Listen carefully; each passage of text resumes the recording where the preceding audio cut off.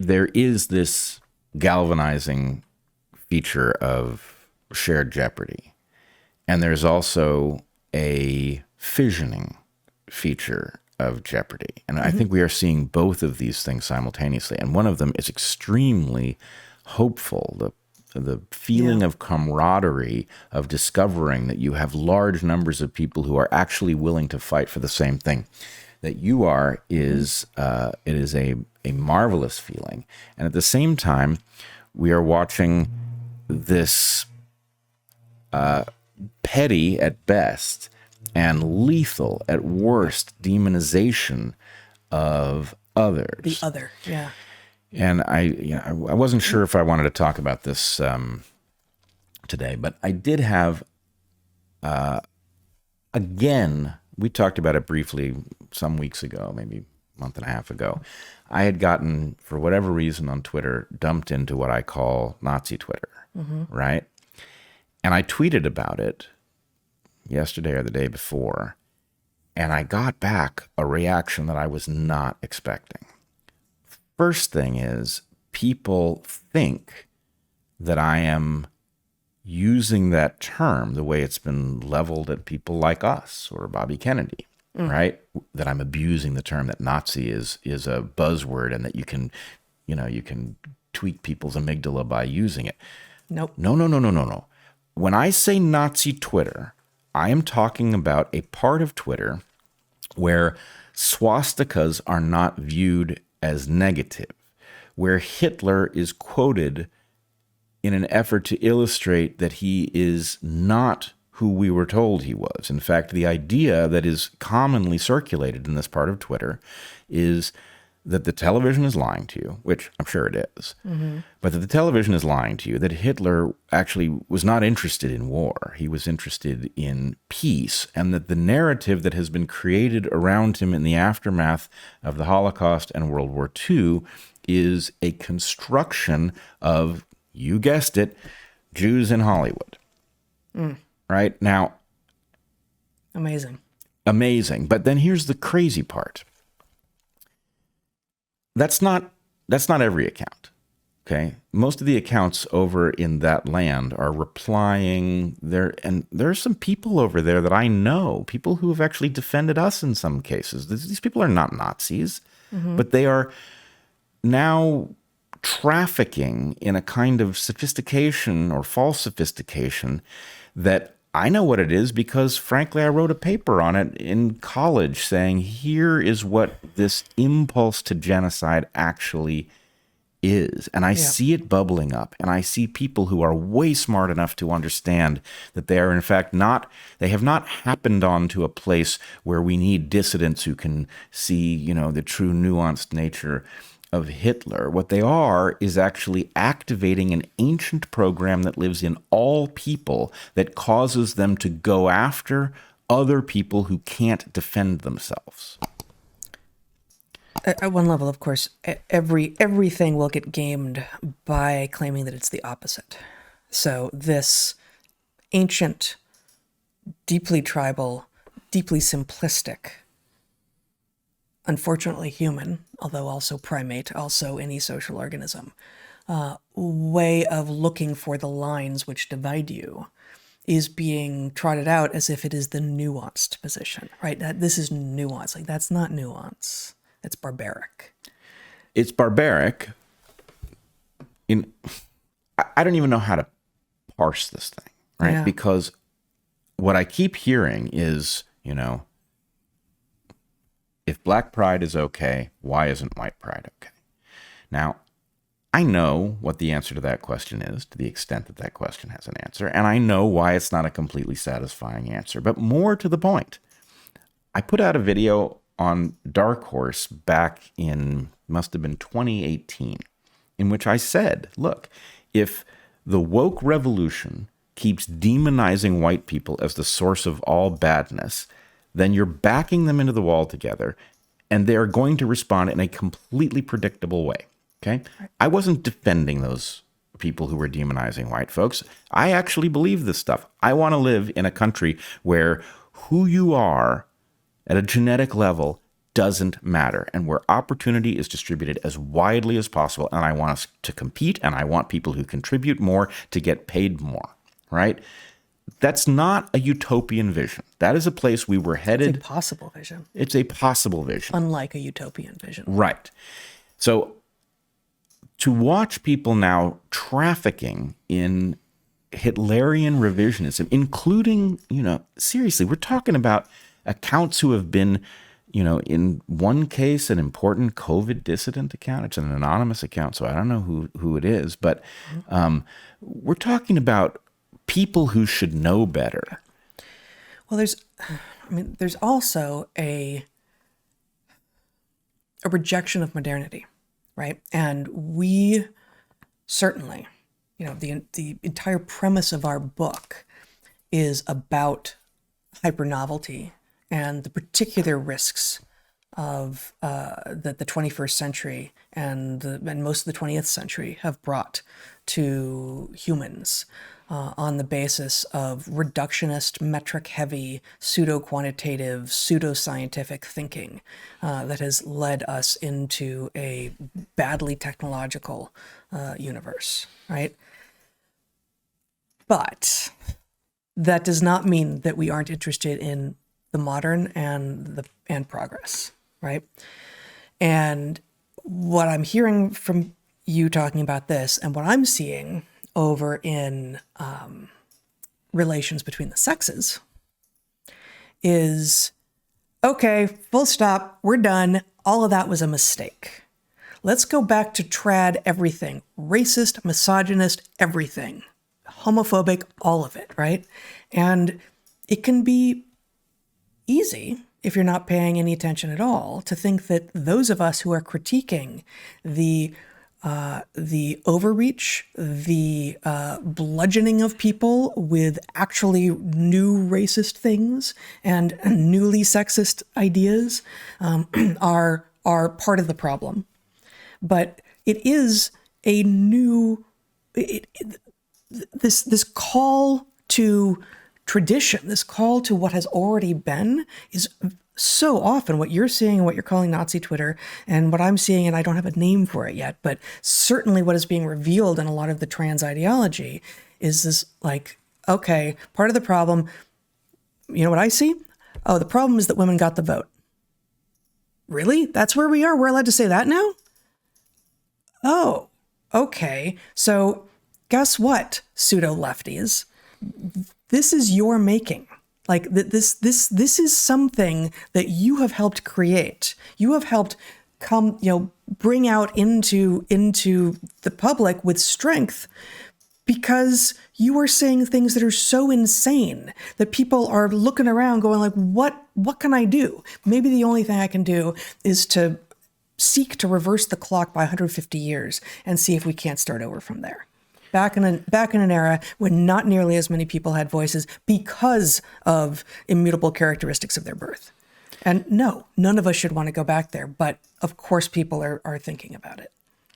So this was actually the subject of the talk I gave in Memphis.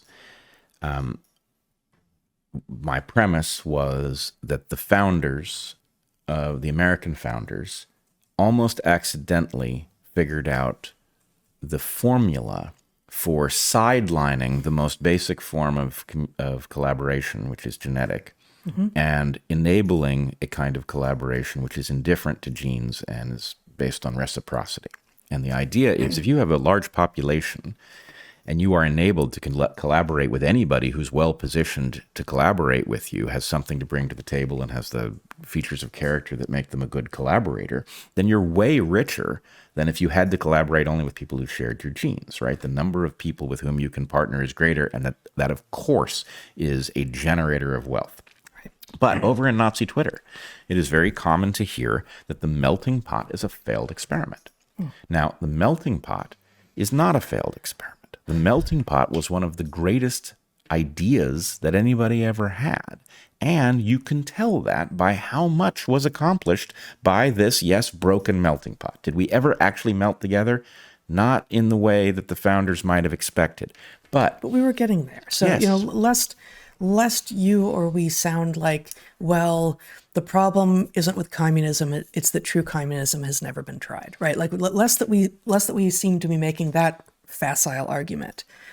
You are not saying, well, but it wasn't really a melting pot. Like we were getting there. We were moving in the right direction, and it was getting better and better and better through at least, the timeline for me sort of starts at my consciousness, but it feels like, mid 70s through at least really the millennium, we were moving in the right direction. Yeah. Well, I mean, it's a question of optimization, right? Now, there is a deep conversation to be had, of course, about the difference between optimizing something that you've got and innovating something that you don't yet have. Yes. And the real point is the West had the thing.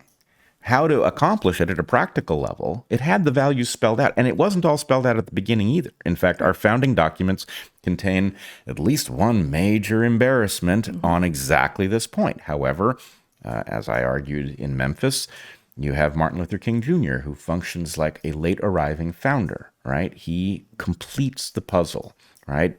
His children will be judged on the content of their character and not the color of their skin. That is a foundational principle. It is late arriving, but we had it, right? We had it from before you and I were born. And to the extent that you head in that direction, you gain more wealth. You gain more wealth by virtue of a even more seamless collaboration between people who bring different things to the table, right? And the other thing is we talk, in our book, we lay out the framework of frontiers. We describe 4 different kinds, the 4th one having not yet been discovered, but logically it exists. The 3rd frontier being a frontier of transfer, where you can't generate growth along either of the first 2 frontiers, either by finding a new place to go or by innovating new technology. Geographic frontier, technological frontier, or this 3rd type, which is transfer. A form of theft. Transfer can mean kill those people and take their stuff, which is what the Holocaust was. And it is what is looming, whether the people over in Nazi Twitter understand it or not. It is what is looming over there. This is a totally predictable program that will emerge under certain circumstances. And the idea that we have a criminal class in charge of our political landscape, right? Stealing from us left and right in ways that we can't understand. Time-traveling money printer being one such mechanism. Right? We've got these people stealing our wealth, right? They don't want us to come after them.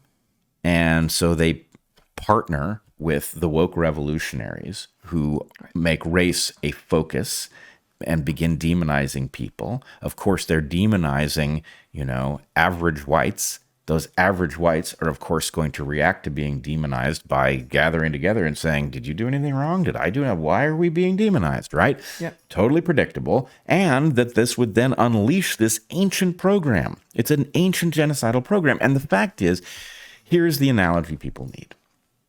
This is exactly like the program for rape. We are all of us, male and female, downstream. We are the product of many historical rapes. That is essentially certain based on the degree to which warfare has played a role in our histories. So genetically speaking, we all carry that potential, whether we're female and effectively unable to act on it, or male and have a choice whether or not to act on it. We construct society so that that impulse does not manifest itself, right? Now, I cannot tell you how dumb it is that we are allowing pornographers to play with that particular trope, because they are making it sexy in some people's minds, which is, of course, going to produce more rapes in the real world. Likewise, people Nazi LARPing on Twitter, especially at a moment where, the thieves have taken the growth. We are, eyeing each other, trying to figure out, who's going to get a chair when the music stops. And this is all predictable. But it's all predictable, and it's all just such, again, facile, basic, like naturalistic fallacy level thinking. Oh, well, it happened, therefore it must be good.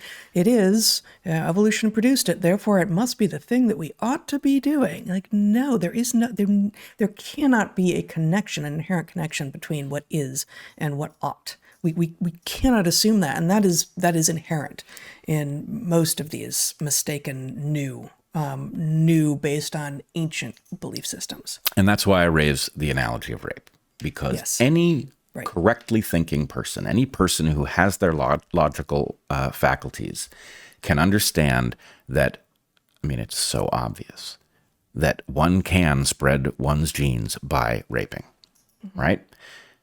If you know that, you still decide, hey, that's not for me. That is whatever program I carry that might be capable of that is inconsistent with my values. I will forego any opportunity that exists downstream of that behavior because it is morally unacceptable to me, the conscious person.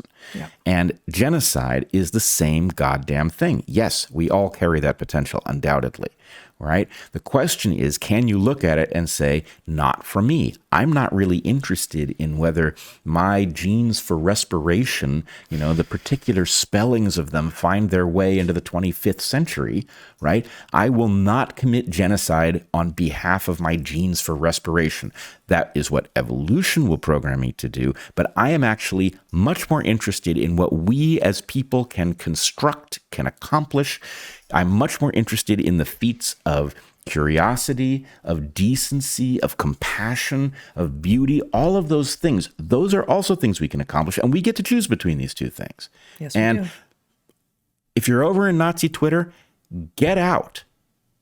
Remember who we are. Stop doing this. It is not the program you want to enact. There is nothing honorable about it. And even if you win, at the end of the day, you are doing something that anyone, if we survive another 1,000 years, the people that you would most like to hang out with, the most decent, the most intelligent people, will look at what you did and they will say, God damn you. Why did you do that? So anyway, that's my plea. The idea that Nazi Twitter is out there, I'm not asking that we shut down these people's right to speak. I don't want that it shut down. But I do want that fraction of people who are playing with those tropes, who are capable of thinking their way through this, to realize they are operating based on an ancient program every bit as much as if they were contemplating rape. That's what they're doing.